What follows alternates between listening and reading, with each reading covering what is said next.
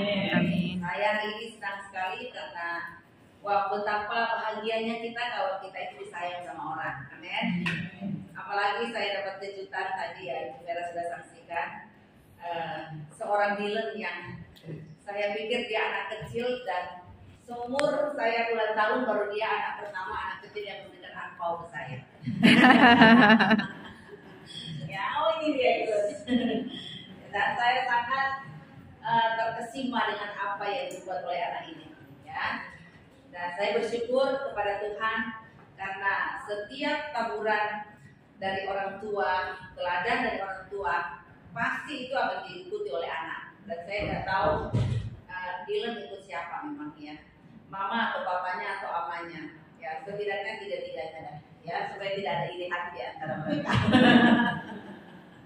Oke, puji Tuhan. Hari ini temanya adalah hidup yang berkualitas. Saudara, saya tetap yakin bahwa ketika kita itu berada di dalam koridor kebenaran firman Tuhan, maka kita akan merasakan sesuatu yang berbeda. Hidup yang berkualitas adalah, saya mau katakan gini, sibuklah dengan hal-hal yang positif dan yang dapat menguntungkan diri kita. Jangan kita sibuk memikirkan orang lain, ya, mencari kelemahan orang lain, bahkan menghitung berkat orang lain, sementara kita sendiri tidak merasakan kedamaian, tidak merasakan bahagia. Banyak orang mengalami hidup yang berkualitas adalah ketika saya banyak uang. Hidup yang berkualitas adalah ketika saya banyak harta. Sementara ada lagu yang mengatakan begini, hati senang walaupun tak punya uang. Oh, ya. Masa saya bilang ya mungkin salah kali lagu ini ya. Ya, karena banyak kali hidup nggak bahagia karena nggak punya uang. Ya, betul. Kita semua butuh uang, tapi jangan sampai kita diperhamba oleh uang. Ya. Ada orang berkata begini, hidup yang bahagia adalah ketika saya punya banyak sahabat. Ya iya, saya bilang kalau kita banyak sahabat itu paling menyenangkan. Hidup yang paling bahagia adalah ketika jambul saya tinggi, bulu mata saya centang membahana. Ya. Nah, ada orang yang saking menentangkan bahwa kalau saya penampilan oke, saya bahagia. Tapi sekali lagi saya mau katakan bahwa hidup bahagia bukan diukur dari apa yang kita miliki lewat harta, uang dan segalanya. Karena yang terpenting dalam kehidupan ini adalah hidup yang berkualitas itu yang pertama adalah bisa menikmati berkat Tuhan. Amin. Mari kita baca firman Tuhan di dalam Pengkhotbah pasal 5. Ya, kita akan baca bersama-sama di dalam Pengkhotbah pasal 5 ayat yang ke 17, 18 dan sampai ayat yang ke-20. Ya, kalau buka saudara buka di tab ya mungkin di situ mulai dari ayat yang ke-18 ya. Lihatlah, yang kuanggap baik dan tepat ialah kalau orang makan minum dan bersenang-senang dalam segala usaha yang dilakukan dengan jerih payah di bawah matahari selama hidup yang pendek yang dikaruniakan Allah kepadanya, sebab itulah bahagianya. Setiap orang yang dikaruniai Allah kekayaan dan harta benda dan kuasa untuk menikmatinya, untuk menerima bahagianya dan untuk bersukacita dalam jerih payahnya, juga itu pun karunia Allah.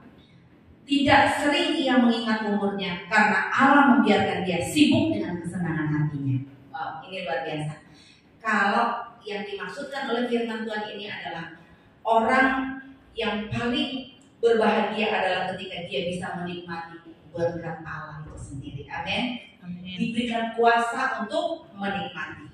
Karena buat apa kita punya harta melimpah tetapi gak bahagia? Buat apa kita punya suami ganteng tapi error? Ya. Suami ganteng tapi kasar, yang suka marah-marah, dia pencet error.com, buat apa saudara? Ya.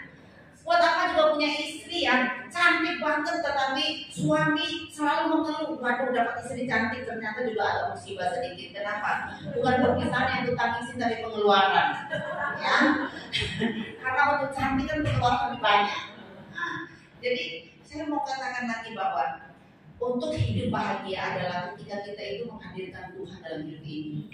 Karena walaupun kesusahan datang, walaupun musibah demi musibah datang, tetapi Yang menjadi penentu adalah bagaimana kita bereaksi ketika kita ingin mengalami masalah. Yang menentukan kita bahagia adalah hati kita sendiri. Amin. Jadi ketika kita ada masalah, wow, suami mengecewakan, ya. Walaupun kelihatan suami kaya, tetapi waduh benceno gitu ya saya bilang tadi. Tetapi saya yakin bahwa Anda tidak akan terpengaruh dengan situasi. Anda tidak akan terpengaruh dengan keadaan. Tetapi yang bisa mempengaruhi kebahagiaan adalah ketika engkau sujud di bawah kaki Tuhan. Ya, saudara, saya sampai hari ini sangat bersyukur sama Tuhan. Kenapa? Ya, walaupun saya tidak punya pesawat, tetapi setiap minggu saya naik pesawat gratis.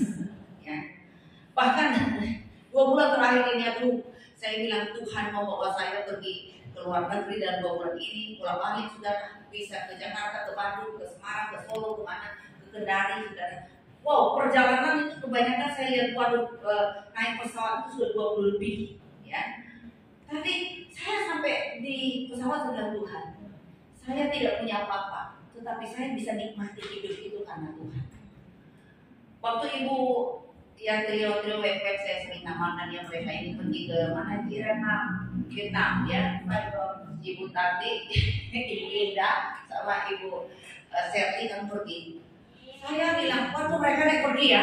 Tetapi saudara, waktu saya lihat di Facebook request, haleluya mereka jalan-jalan. Enggak tahunya saudara ya, saya dapat surprise dari Tuhan.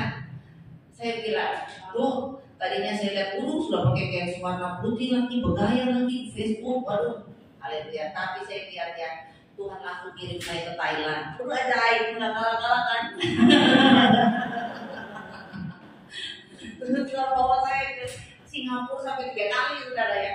Saya bilang, kalau bukan Tuhan ya, ini tidak akan pernah terjadi. Makanya saudara jadi orang ya, supaya Anda bisa diterima, jadilah pribadi yang menyenangkan. Karena ada orang bilang, yang penting saya senangkan Tuhan, senangkan sesama aja nggak pernah saudara. Ya, Anda bilang hubungan saya baik dengan Tuhan, hubungan dengan sesama hancur total. Bagaimana saudara bilang hubungan saudara dengan Tuhan baik, sementara hubungan dengan sesama aja hancur total? Ya, makanya saudara jaga hati. Karena saya yakin bahwa orang yang diberkati adalah orang yang sudah jadi berkat. Orang yang dikejar berkat adalah orang yang sudah jadi berkat. Betul? Jadi saya pastikan semua kita di sini pasti akan menikmati berkat Tuhan. Ya, tentunya menikmati berkat Tuhan juga dengan saudara bersyukur, saudara sehat. Sampai hari ini saudara mengalami yang namanya proses 3 tahun masa pandemi. Mungkin ada yang sempat kena corona. Siapa yang pernah kena corona di sini? Wow, ada ya, wah trio backpack juga ya. Tapi kalau saudara masih hidup sampai hari ini, itu anugerah Tuhan. Dan kalau saudara diperbanyak umur, tugas saudara apa? Jadi berkat bagi banyak orang. Tugas saudara apa? Hidup melayani Tuhan dengan sungguh-sungguh. Dan saya yakin bahwa Tuhan akan perhitungkan semua apa yang membuat Tuhan. Ya, memang hidup ini